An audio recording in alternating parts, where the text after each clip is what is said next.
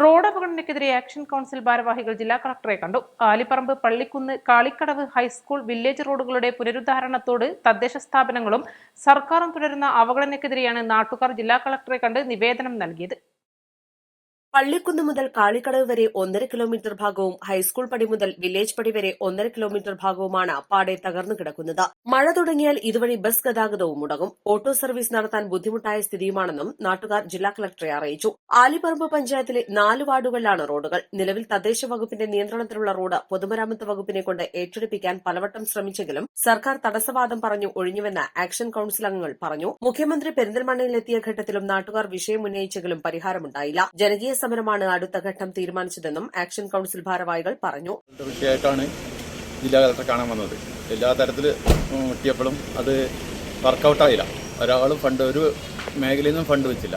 അപ്പോൾ ജില്ലാ കളക്ടർക്ക് ഞങ്ങൾ ഈ പ്രശ്നം ഒന്ന് അവതരിപ്പിക്കാൻ വേണ്ടി എത്തിയതാണ്. ജില്ലാ കളക്ടർ പറഞ്ഞത് എക്സിക്യൂട്ടീവ് എഞ്ചിനീയറായിട്ട് ബന്ധപ്പെട്ട് PWD ഏറ്റെടുക്കാൻ പറ്റുമോ എന്നുള്ളത് പരിശോധിക്കാം. എന്തായാലും കാര്യമായ രീതിയിൽ ഇടപെടാനാണ് ജില്ലാ കളക്ടർ പറഞ്ഞിട്ടുള്ളത്.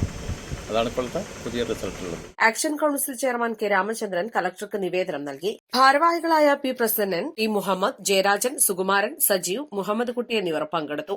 East Live, Malappuram.